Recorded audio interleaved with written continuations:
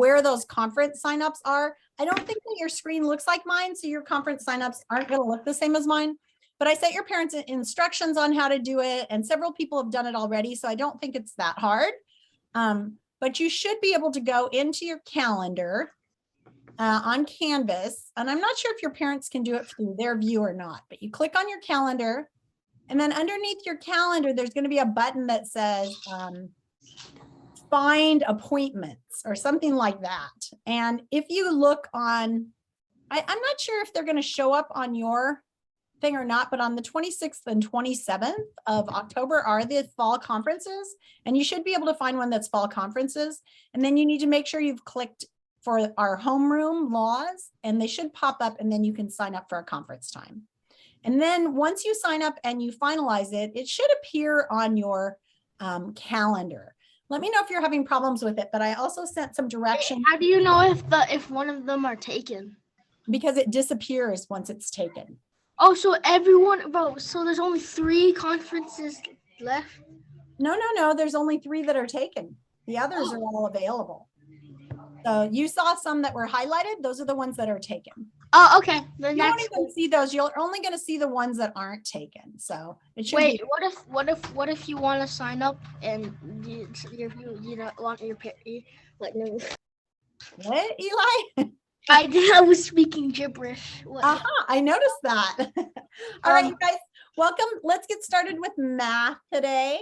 Before we start, I just wanted to demonstrate one math thing for you because I thought it was a little bit hard. So I'm going to show you with my whiteboard first, and then I'll show you the others. So on the pretest, or on the lesson, it kind of went through this on the, you know how the lesson had that thing you could open up and do some practice pages in your math journal, the powers of 10. Did you guys see that? Yeah. Page right, let me find it. Math, science. Of course, I can find all 3 of the other books, but the one that I was working in, I have stepped down somewhere. I have social studies, I have math, I have language arts. Oh, here it is. It's right here.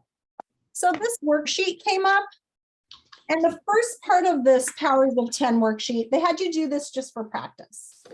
So the first part of it seemed pretty easy. It was timesing by powers of 10.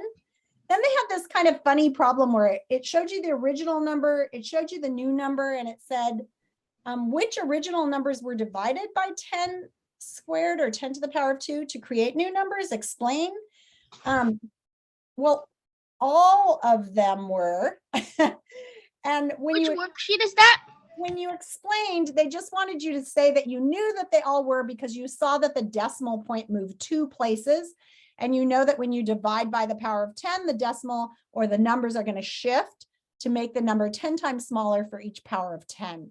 So that's all they were asking for on this one. It's page 15 in your notebook. It's called To the Power. And in the lesson, it's going to mention going to this page and doing it.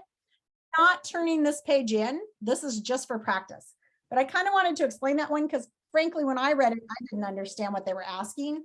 And then I looked at the answers, which are on that page, and that's kind of what they wanted. I sort of feel like on the page, there were more questions too, but this one doesn't have it. So that's interesting. They must not have copied the other side. So that is just a practice thing. And the big thing that I wanted to point out then again is the big concept. So this whole unit on powers of 10 is still talking about this pattern that we've noticed in how numbers move around on a place value chart. And this is including numbers with decimals. So when you have a number on the place value chart, let's say you have 35.6 and you times it by 10, we know that every time we times by 10, that number is going to shift 1 digit to make the number 10 times bigger. It's going to shift 1 spot to the left on the place value chart. So 35.6 times 10, everything shifts left 1 spot. Now, they like to talk about how that's the same as the decimal moving. So they're saying if you had a problem that said 35.6 times 10, you could just move the decimal over like this and put it there. You're not really moving the decimal. It's not really changing. What's happening is all the numbers are moving the other way, right?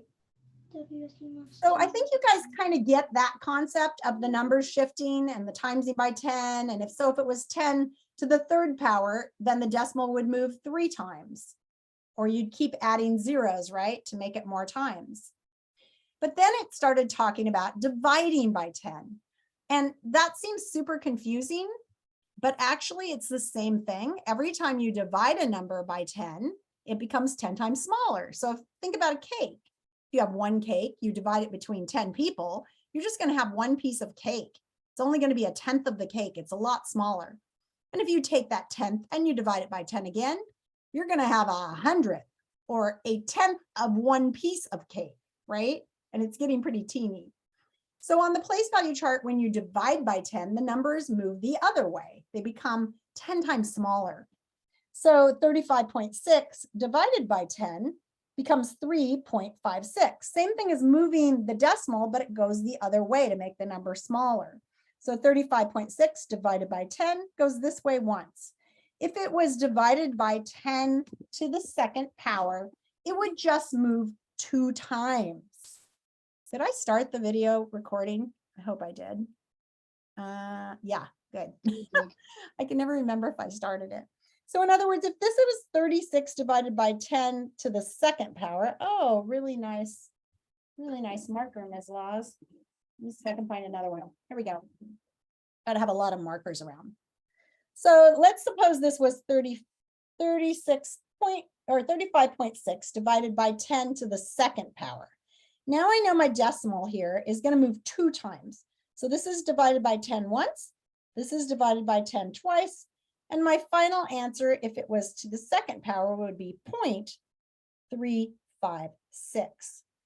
So that works pretty well. The only thing you have to remember is, like, if you're doing it up here and you're doing it 35.6 times 10 squared, right?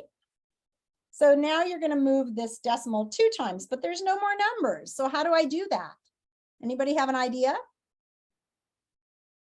What am I going to have to put in there? Eli?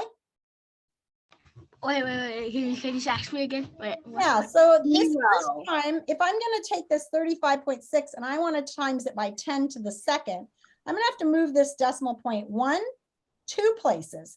But how do I do that when there's no number there? Right? Yeah. What am I going to have to put in there to hold that place value? A point. Well, I have the point, but what goes here? What goes in the space? A 0. A 0 to hold the space. Yes. Right. So they're showing you the relationship between the numbers moving left, numbers moving right by the powers of 10, and how you can just look at the problem and know that when you divide by 10, then the decimal point is moving to the left. The numbers are moving to the right. If you're times them by 10, the decimal point is moving to the right. The numbers are moving to the left.